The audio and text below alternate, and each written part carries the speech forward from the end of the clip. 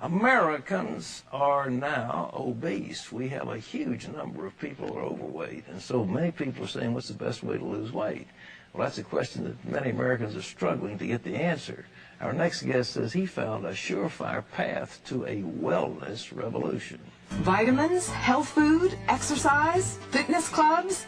Despite this growing trend, only a small percentage of Americans really understand what it takes to stay healthy.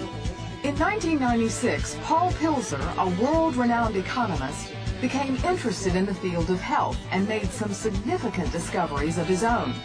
He then wrote the book, The Wellness Revolution. 61% of our population is overweight. And worse than that, 27% is clinically obese. That's overweight at a point where you don't know where to turn. Through his scientific research, Paul found out what you need to know to move from sickness and obesity to vibrant well-being. Pual Zane Pilzer is joining us to share some of his secrets of staying fit. It's in his new book called The Wellness Revolution. And there he is looking like Yul Brynner on the cover, just ready to start in The King and I. Paul, it's good to have you with us. It's great to be here. You are trained as an economist, an economic advisor on a couple of presidential administrations. What got you into wellness, fitness? Well, the same reason I became an economist. Growing up as a child of immigrants in the 1950s in Brooklyn, everyone wanted to know about economic issues. Although my education geared me towards science, I ended up going to Wharton and becoming a professor of economics because my family, my father, his uncles, that's what they wanted information about. They wanted to know how to make a living. 25 years later, as a very successful economist, I realized I'm now in the wrong field. What people mostly need in the United States, the #1 problem today, is health, as evidenced by the fact that 61% is overweight and 27% of our population, that's 77 million Americans, are clinically obese. That's shocking, isn't it? It's even more shocking to look at the trends. 20 years ago, the numbers were less than half that. So in the last 2 decades, while we're all talking about health, and it's all you see when you turn on the television or watch an ad, the population of obese and overweight people has more than doubled. That set me on a research quest to say, why is this happening? What did you discover? What I discovered was it was really an economic problem, not a scientific or biology problem. All right. In effect, we have a $1 trillion food industry in the United States. We pay farmers $40 million to produce food, but $40 billion, but $960 billion is paid to packaged food companies and fast food companies. The food companies in America today are primarily owned by the tobacco companies, and they make addictive processed foods. They study every one of their existing customers and say, how can I get them to consume more?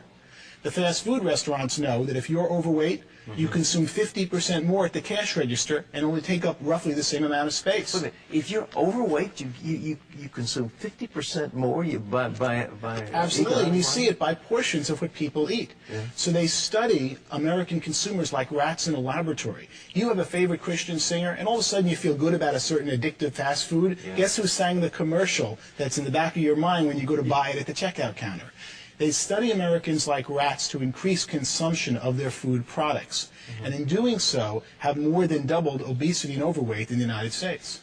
This is unbelievable, because we have a health problem that's crowding $1.5 trillion. It's run away, and obesity is one of the major causative factors: heart disease, high blood pressure, so on. Everything, and really most of our medical problems today that are non-pediatric or non-geriatric stem from being overweight and obese.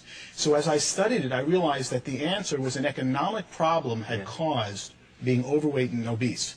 As I studied it, I saw America ready for a revolution, a wellness revolution, and that there was a new industry emerging called a wellness industry.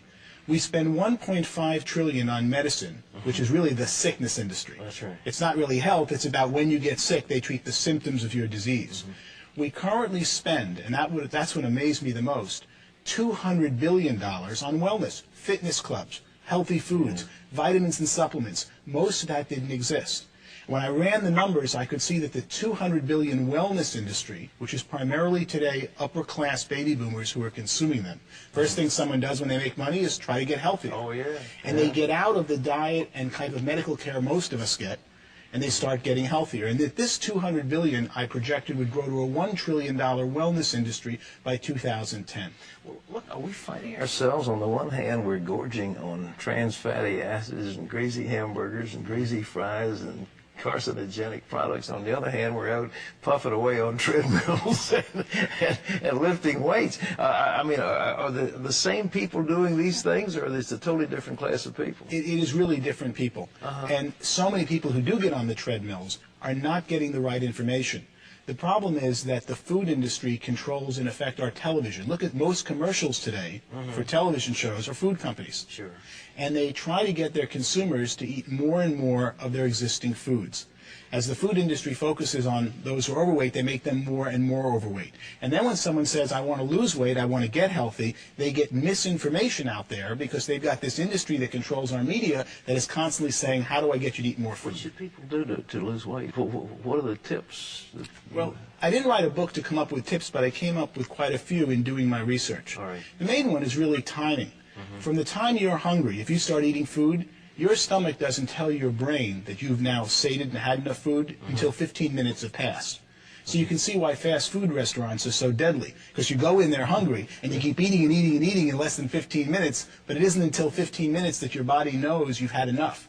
When we used to eat with Grandma and they took time between each course, you naturally controlled the amount you eat because it took 15 minutes between courses, and that told your body to stop eating. What supplements? People spending a lot of money on vitamin supplements. Is there anything that people should be looking for? The main thing they should be looking for is to see that their supplements are real. 1/3 of the supplements that you purchase today in the store are not in the bottle what it says on the label, because supplements are an unregulated industry in this country.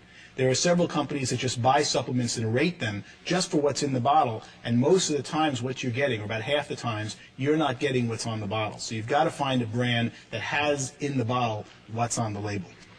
The wellness revolution, how to make a fortune in the next trillion-dollar industry.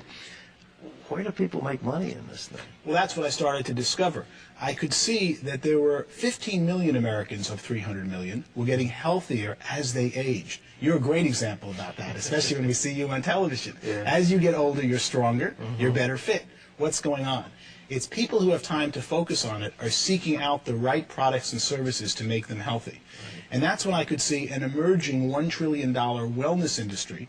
One of the most surprising parts of my research was to find that it already reached $200 billion. But if you think of what you now spend on supplements, on fitness, on weight training, and time and money that you never dreamed you even needed 20 years ago. That's exactly right. You are a very typical consumer of this upper crust that's becoming and will become the entire nation, I believe, as this new wellness industry emerges. Well, boy, I hope you're right. But so, ladies and gentlemen, how you could A, be well, and B, make some money at the same time. This book, The Wellness Revolution, where you can get it? It's by Wiley Press. Is it available in bookstores? Should be in every bookstore around the country. Pual Zane Pilzer, thank you so much for being with us. Thank you very much. It's a real honor. All right. Terry?